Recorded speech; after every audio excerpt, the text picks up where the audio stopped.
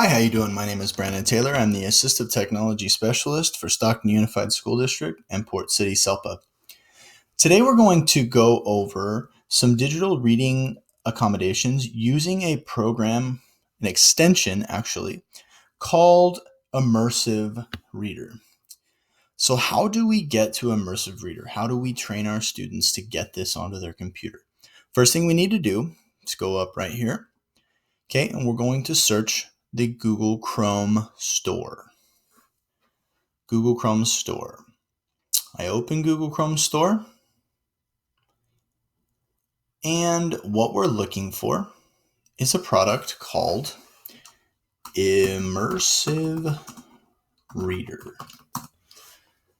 All right. Now, Immersive Reader will pop up. Now, what you're going to see is I already have Immersive Reader installed, so it's going to say rate it.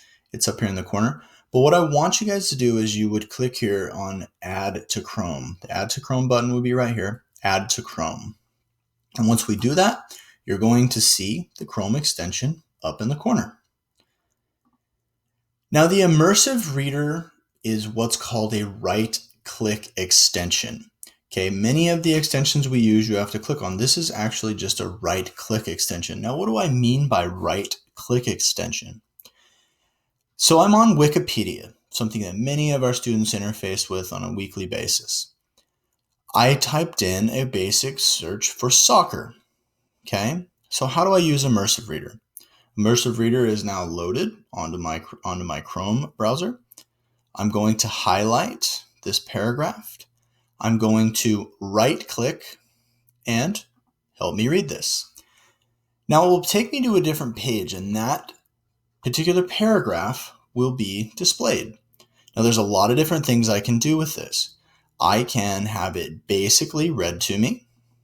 Association football, more commonly known as football or soccer, is a team sport played with a spherical ball. Okay, get the idea there. I also have voice settings. I can increase, to the rabbit, decrease to the tortoise. The speed, I can also change from male to a female voice.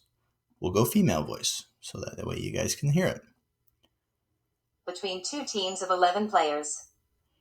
It is played by approximately 250 million.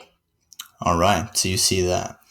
Now, those are the basic screen reading functions of Immersive Reader, but we can get even more detailed with our digital accommodation.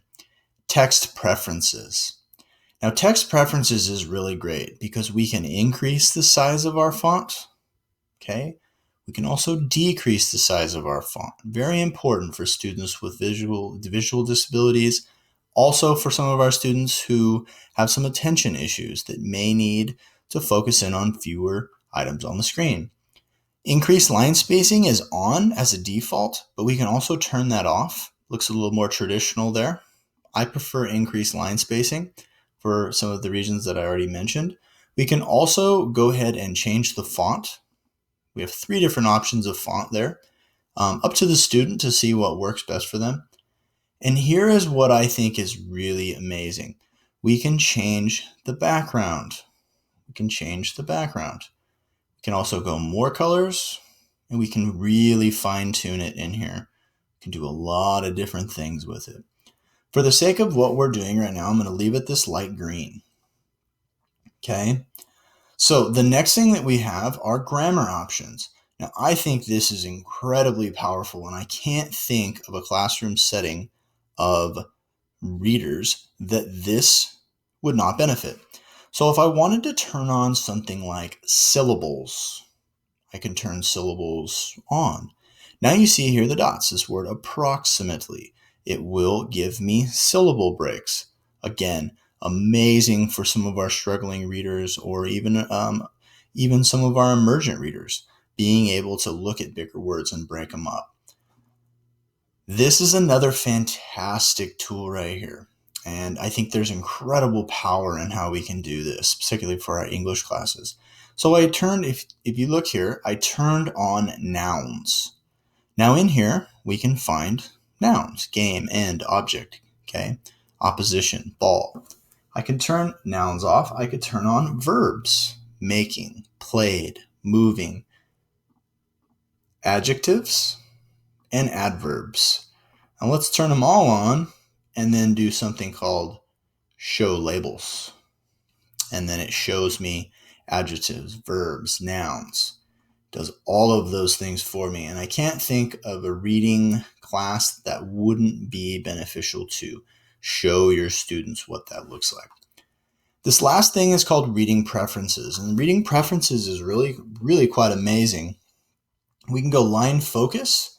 We can go all the way down to a single line. Okay, and as it's read, players in over 200 countries and dependencies, making it the world's most popular sport. We can also change it to a 3-liner. Sport. The game is played on a rectangular field called a pitch with a goal at each end. So it really allows us to focus our students in on what we really want them to see. I'll go ahead and turn line focus off. This is through a company called Boardmaker. Now, if you're familiar with Boardmaker products for like AAC or assistive technology, then you'll kind of have an understanding of what Boardmaker is. A picture dictionary is really amazing. I think it's fantastic. So if I take a word right here like sport, okay, it gives me a picture, okay, of what sport we're talking about. Okay, how about countries? Okay, we have countries, so now we have picture association. Players, not so much in players. Teams, no, nothing for teams. Game, lots for game, okay? And you can kind of get the idea there. The last function that I want to demonstrate in Immersive Reader is what I think is one of the, they're all powerful tools, but this one's incredibly powerful, especially when we look at the demographic of Stockton Unified School District. We have a lot of students that come from English language is not their first language. So what can we do to support those students? Well, as you can see here, there are a tremendous amount of options in terms of what can be translated. I'm going to go ahead and set to what we experience most in our district, which is Spanish with a Mexico dialect. Okay, I'm going to go by word, but I can also go by document, and I'll show you what that looks like. Okay, so here's my document that I took right off of the Wikipedia website. Now I have my original document, and I can also convert the entire passage to Spanish. And you'll notice that the Spanish is actually very good in terms of screen readability. It's giving me a second here. It wants to think for a minute. Let's see if it'll do it. Más comúnmente conocido como fútbol o fútbol, es un deporte de equipo jugado con una pelota. Now, I feel like in terms of screen readability, that is really high quality in terms of what's offered in translation. Translation is something with screen readability that is very new in the line of artificial intelligence. And I really feel like this program captures it pretty well. So really quickly, there I can do a couple different things. I can go football. Okay, I clicked on the word football. It gives me the English. It'll give it to me in English. It'll also give it to me in football, Spanish, and it also gives me a picture representation. Okay, let's go with the word known. Okay, so we have it in English, and I have it in Spanish. Also, I can have it read to me. Conocido. Ball. Okay, pelota and ball there. And then we also have our picture dictionary as well. This is really a fantastic tool. It's incredibly powerful in terms of how we can provide digital reading accessibility to our students of all levels and abilities. Again, this has been Brandon Taylor. Again, I'm the Assistive Technology Specialist. If you have any questions, please reach out to me. But more importantly, if this training was helpful to you, please pass it on to a colleague. The power of this in the trainings in distance learning is to be able to get in front of as many people as possible. So if you feel like this was beneficial for you, please pass it on to a colleague. And I sincerely look forward to our next training together. Thank you.